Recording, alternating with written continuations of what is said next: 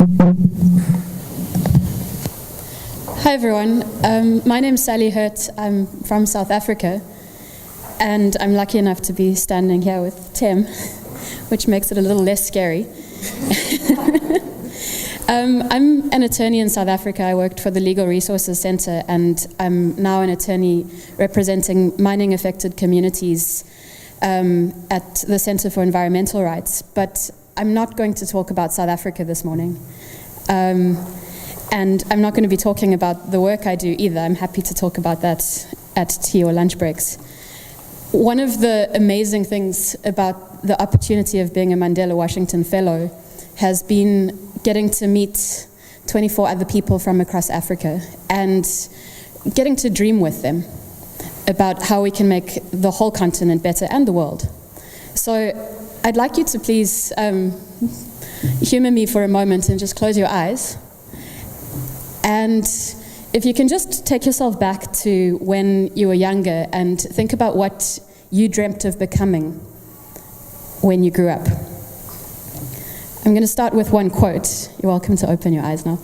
And that is how to create a single story. Show people as one thing, as only one thing, over and over again.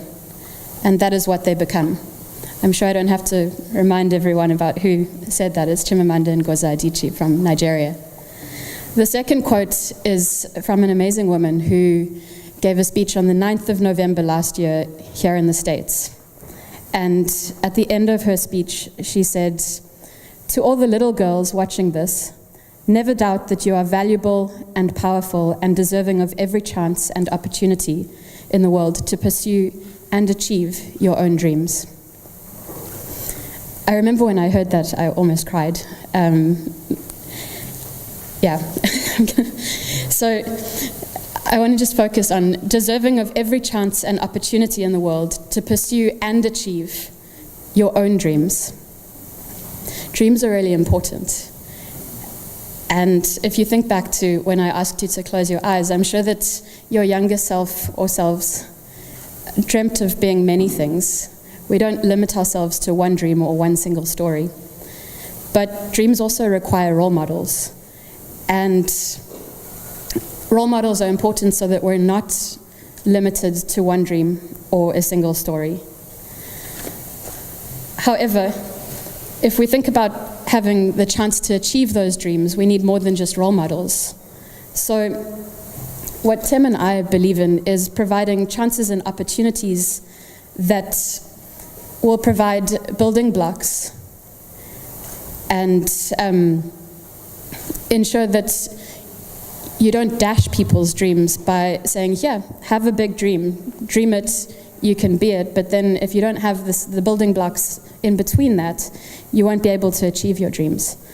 And while we've been here at the Presidential Precinct, we've thought up, I'm supposed to do that. We've thought up a program that we would like to collaborate on outside of our work environments.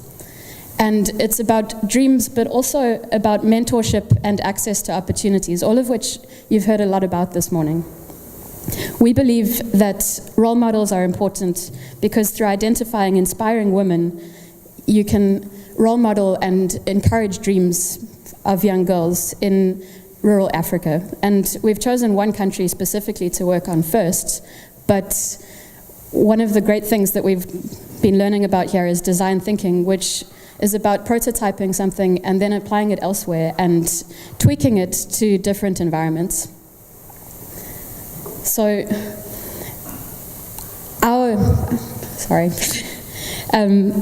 what we've decided to do is to look at role models, mentorship, and access to opportunities. And we wanted to do this because we want to include practical-oriented resources on resume writing, interview skills, and application writing as a way that people can achieve their dreams. And that would be by linking high school students to university students to people who are already in business in specific fields. Dreams, plural, are important and they inspire us to become. But without the building blocks and practical steps, young people may lose faith in their future selves. We'd like to inspire young girls in Benin, a country that is 167 out of 188 on the Global Gender Inequality Index, to dream big. But we also want to provide them with clear, targeted, and feasible means to achieve those dreams. And we believe that the way that we would do this is through role models for inspiration, mentors, and access to opportunities, which will create change. Thank you, Sally. Good morning, everybody. My name is Mbuh. I come from Cameroon, and I work for the Open Society Initiative for West Africa. I must mention that this initiative, which we're trying to put in place, is a joint initiative between Ella, seated in front there, Sally, and I. And a lot of people ask me why I get interested a lot in gender issues and why I want to work on girls' education. That's simply because I'm a father. I'm a father, and I have dreams for my children. I want my children to pursue and achieve their dreams. But it should not only be about my children, it should be about every child. Every child in the world deserves an opportunity, and I want all children to have an opportunity. Our initiative that we want to work on will focus on rural girls in Benin, as Sally has mentioned. And we're focusing there because there is already a UNICEF initiative which for the past decade has been trying to help girls get enrolled and retained in primary schools.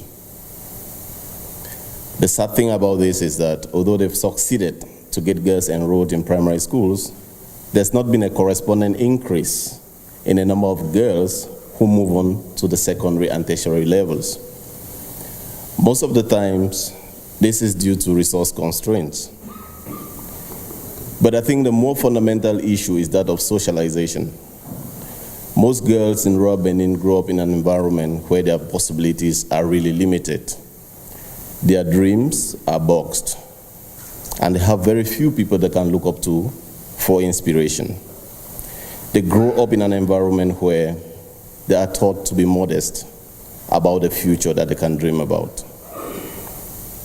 As Chimamanda Ngozi Adichie says, girls in most of Africa are taught to be ambitious, but not to be too ambitious.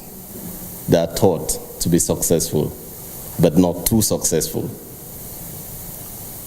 We think this is a problem and we want to change it. It is not acceptable that the higher you go up, the fewer girls and women you see. A famous American novelist, Sharon Sheen, says that you can only become what you see. And sometimes you use what you see and make it a symbol for what you do not want to become. Now imagine these young girls I've just described in rural Benin being exposed to role models who could help inspire them to dream big, who could help inspire them to dream beyond the confines of their immediate environment, who could help them think beyond their immediate challenges and think about becoming better people.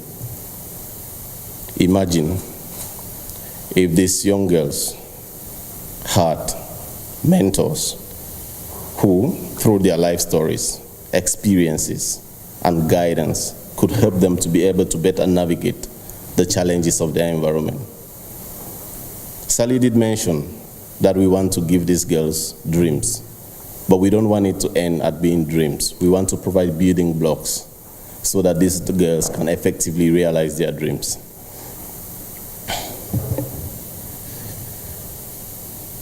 Now think for a moment if these girls in rural Benin had access to opportunities which could provide a springboard for them, not only to dream, but to actually work towards achieving those dreams.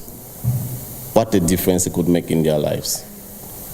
So the initiative Ella, I, and Sally are working on aims to create this network of role models, mentors, and a database of opportunities and coaching on essential job entry skills that will help girls in this locality to be able to overcome the vicissitudes of their environment and become better versions of themselves.